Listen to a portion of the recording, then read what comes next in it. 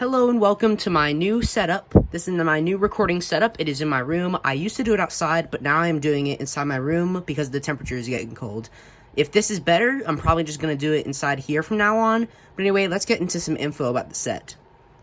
This is set 75330, Dagobah Jedi Training Diorama. This is part of the Diorama collection, and there are 4 others that are part of the Diorama collection. I believe this is the first diorama of it, so let's get into it. This set has 1,000 pieces and retails for $90. And you get 3, technically 4 minifigs if you count the snake. But anyway, let's get into Yoda. We can also see that he's got some pretty accurate torso to episode 6. Nope. We can also see he's got some pretty accurate printing on the torso for episode 5 and episode 6. Although this is based off of episode 5, well, it could be either, but since the X-Wing is getting into the swamp, that's episode 5 for you. If we flip him around, we can see some great printing on the back, and also some printing on the back of his head mold. We'll talk about that right now. As we can see, we have some printing for his eyes, and we have like the rubberized headpiece for his ears, so that way you don't like break them off. And we can move this side to side, unlike some molds, which I don't have any off the top of my head, but there are some molds where like you can't move the head, it's just like stuck in place, but this is not one of those. And like there was a character in the Y-Wing, but yeah, this is not the Y-Wing. It is Master Yoda, and you can move his head.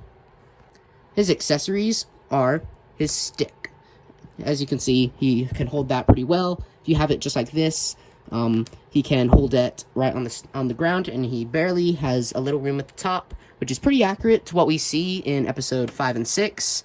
So, well, not much in episode 6, but still there. Our next minifigure is Luke Skywalker. As you can see, we have this piece up here for his hair. It looks pretty nice. For his face, we can see like this determined look on here.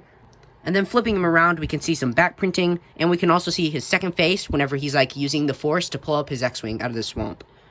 On the front, we can see his like tank top like printed on there, really nice for his torso. And we can see some great printing on the waist and the legs.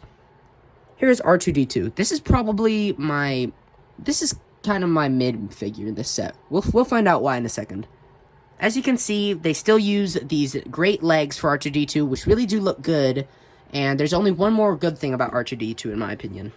That's his back print. R2-D2 is so far, I believe, the only astromech in LEGO's history, at least of 2023, to have back printing. As you can see, we have some mud on this side, and flipping it around, we can see some mud on the other side. Now that's where the good thing stops. On the print, as you can see, there is some mud, and it does go all the way around.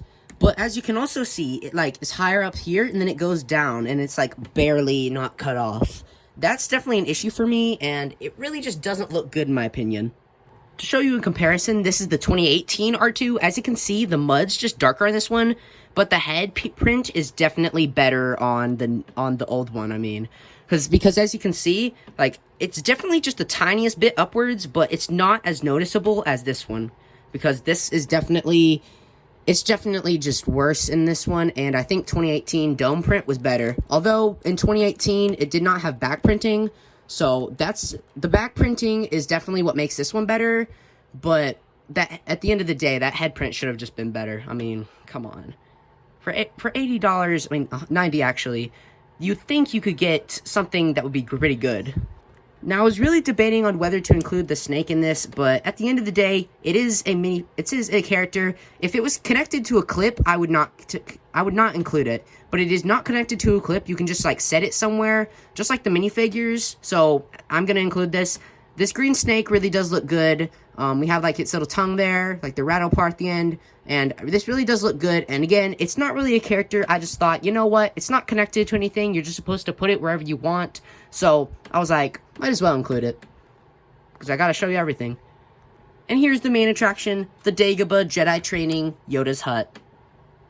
The first thing to talk about is display. Now, this really does look good. We can see Luke's X-Wing over here. It has like this printed, I believe, 1x3 tile right here. And it really looks accurate. I wish they would make Luke's X-Wing, like all of his wings like this. But again, it's an 18 plus set. If they made Luke's X-Wing in this scale, boy, it would look so good. Like if they made like ships for these dioramas and had like quotes with them, that'd be good. It's UCS. As you can see, there's a black border around it. And that is what LEGO calls a plinth. So I don't really know why they don't just call it like a trim or a border, but it's apparently called a plinth. So around the plinth, we can see like some shiny gray, shiny silver grates. And we can see a printed 2x4 tile with the Lego Star Wars logo there. And then a 2x, I believe, 6, do or do not, there is no try quote from Yoda. That's a pretty iconic quote from episode 5. They have been doing quotes for all of the diorama sets, and I think that looks really good. As you can see over here, we have like some bubbles here for like Luke's trying to like pull it up out of the swamp. And then back here we have like some more bubbles. I don't know what that's really supposed to represent. Like maybe like that alligator thingy or like whale thingy that like tries to swallow up R2-D2 whenever Luke gets to Dagobah. But I really don't know. But anyway, we have like some plants over here, and then I put the snake over here. Again, there's not a real ideal place to put him. Like I put him like over here in his hut, well, Yoda's hut. So I'm just gonna put him here actually. Like I think this is a better place.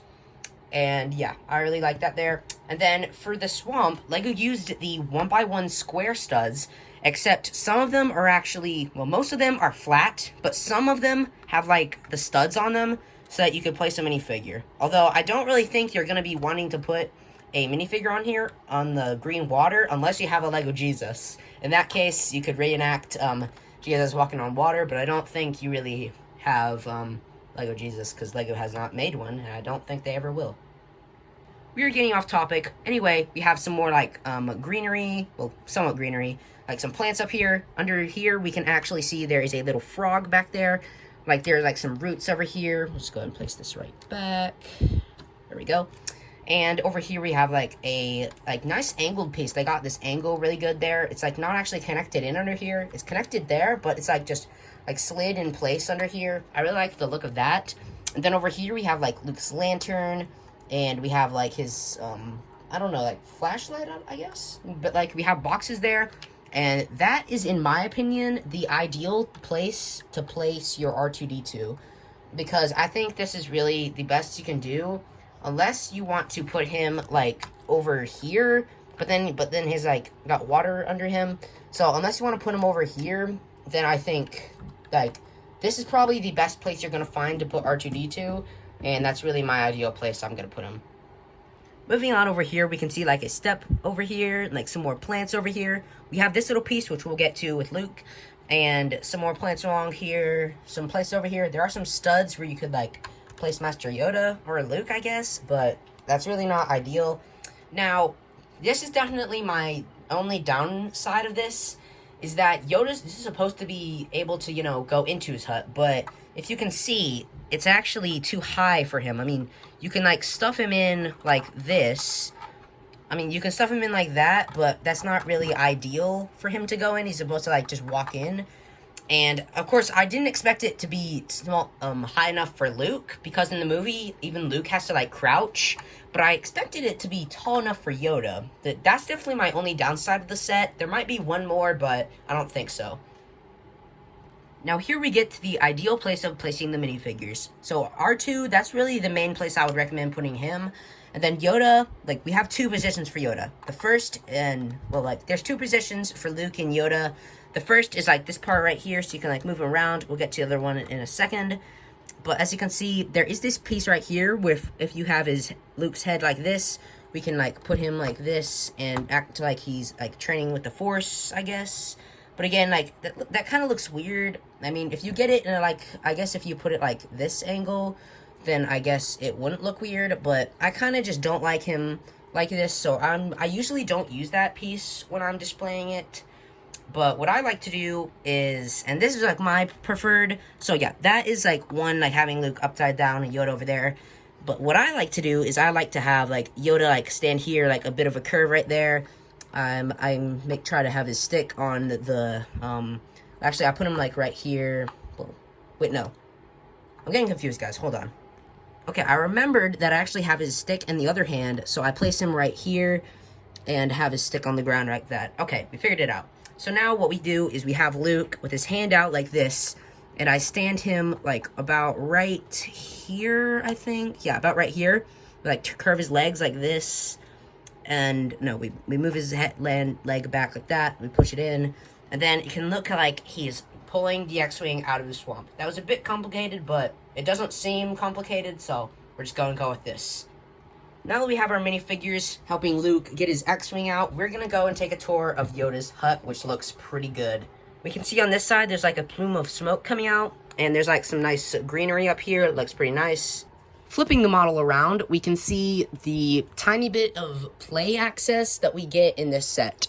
So we can take Yoda from around front, and now I'm going to be taking off his stick because this is more accessible. So if you can see back there, there's like this thing right here. I'm guessing that's like a holocron, but the most notable thing is his lightsaber up here. It does not come with a blade, but I did not think it would because we never see Yoda's lightsaber in episode 5. So I'm really glad that they included this fun little detail, and it might be in episode 5. They just like snuck it in or something, but I really don't think it is. But I love this little detail they included. But anyway, there is a Jedi holocron back there. And then you can see these cheese slopes right there. And there is a place right there where you can, I guess, try to stuff Yoda in. If you, let me see. If you try to stuff Yoda in like this, he's not going to work. And unless you really took off his head, you can't really put him in there. Now, a place you can put him in is you can, like, have him standing up, like, right here. And he can, like, make some soup. Make that really tasty soup like Luke loves in episode 5. And that's pretty cool. Like, there are some studs in this pot, but it's really hard to get out, so I'm not going to show you. But, yeah, you can look that up. There's some studs in there. I don't have much time. I've got to go help Luke pull out his X-Wing from the swamp. But anyway, I think this is a great set. For $90, as always, you should not pick up a LEGO set for full price. Wait for clearance. But if you were to pick this up on day one, you would not be disappointed. I mean, you can't, obviously, because it's already come out. But anyway, if you found it for sale, it's retiring at the end of the year, I would really recommend picking it up. This is definitely my favorite of the dioramas. The trash compactor comes in at a close second, which a review of will be coming out next Monday. So stay tuned for that. And remember, do or do not, there is no try.